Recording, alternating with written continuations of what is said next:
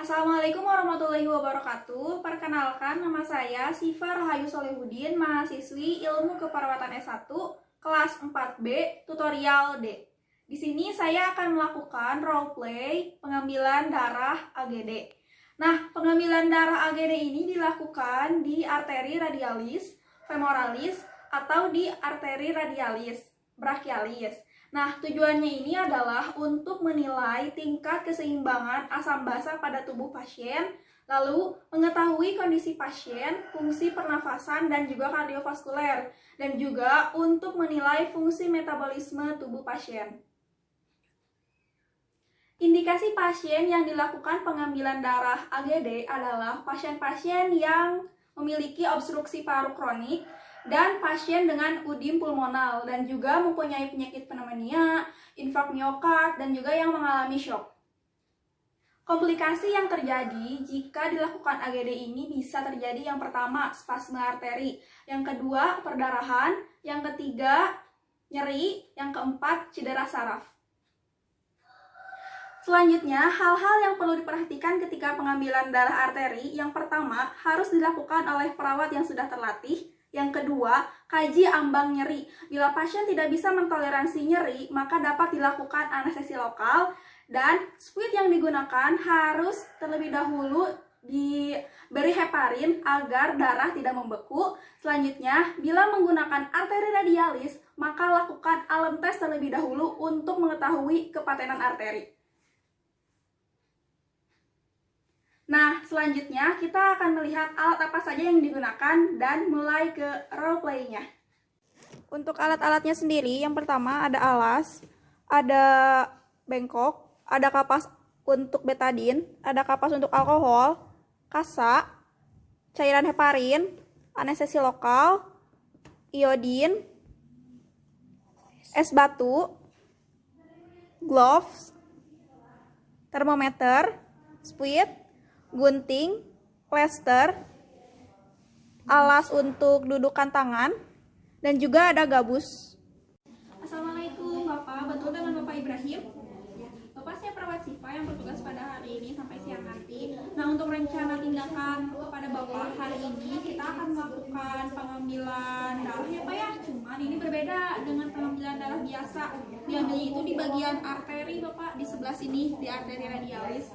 Kenapa? Jadi ini itu prosedur untuk cek lab untuk melihat keseimbangan asam basa pada tubuh Bapak.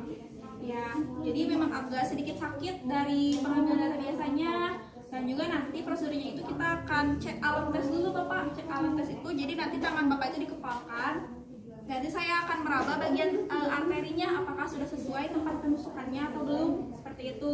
Dan juga mungkin komplikasi yang bisa terjadi kemungkinannya itu ada cedera saraf dan juga perdarahan. Cuman saya akan maksimalkan untuk tidak terjadi komplikasi. Mungkin ada yang ingin Bapak tanyakan terlebih dahulu? Oh iya, untuk waktunya kurang lebih 5-10 menit Bapak. Ya, apakah Bapak bersedia? Baik, kalau begitu saya akan persiapkan alatnya terlebih dahulu. Saya akan kembali lagi ke sini ya Pak ya. Baik.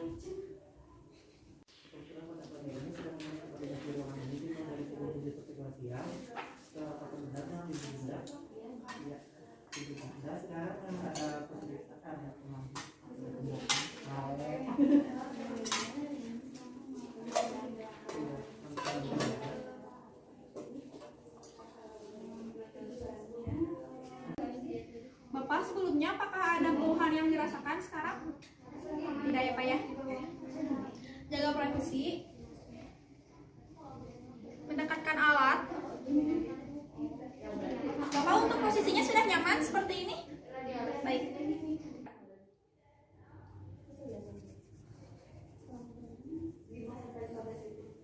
Sebelumnya kita cek suhu dulu ya, sebentar.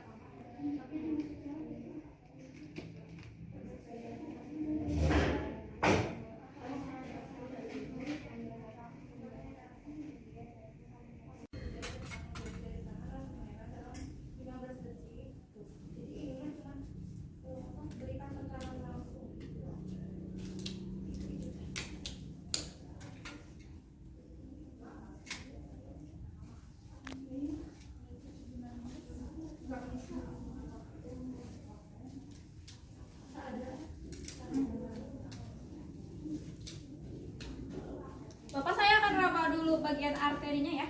Dan kita akan melakukan alat tes. Coba Bapak bisa dikepalkan tangannya. Dikepalkan selama 5-10 detik, lalu lepaskan. Jika darah kembali dalam kurang waktu 2 detik, berarti perdarahan lancar.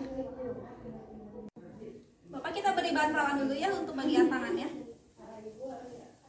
Selanjutnya saya akan raba lagi bagian arterinya ya Pak ya. Saya akan meraba bagian mana yang denyutannya paling keras. Baik, untuk selanjutnya saya akan melakukan desinfektan ya Pak ya kepada bagian yang akan ditusukkan. Menggunakan betadine terlebih dahulu. Setelah itu dibersihkan menggunakan kapas alkohol. Dan berikan anestesi lokal bila perlu. Yaitu bersihkan tabung dengan heparin.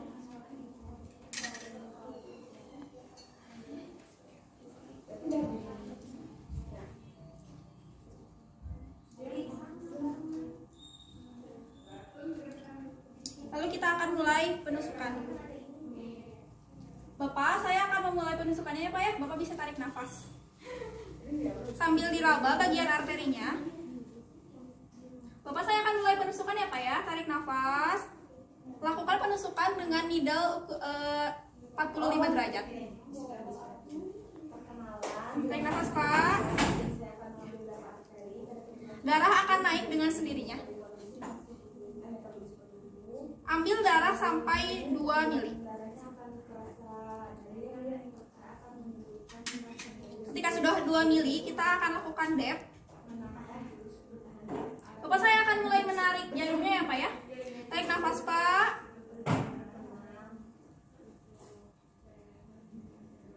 Lalu masukkan jarum kepada gabus. Dan lakukan dep selama 5-10 menit. Lalu needle dan atau spet diputar-putar untuk mencampurkan darah dengan cairan heparin. Yaitu kita akan masukkan spesimen ke dalam box es batu.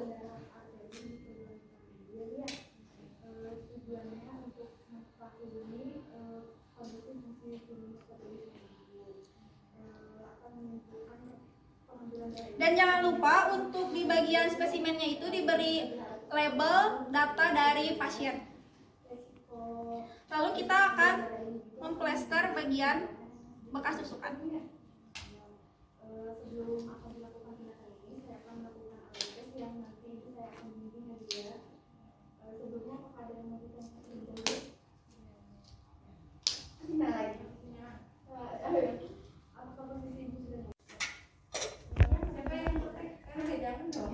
Bentar ya Pak.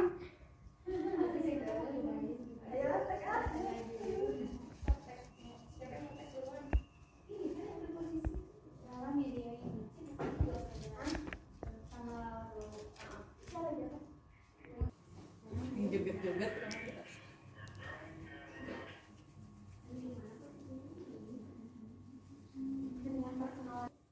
Bapak, untuk prosedurnya sudah saya lakukan. Bagaimana tadi Bapak? Apakah ada keluhan yang dirasakan?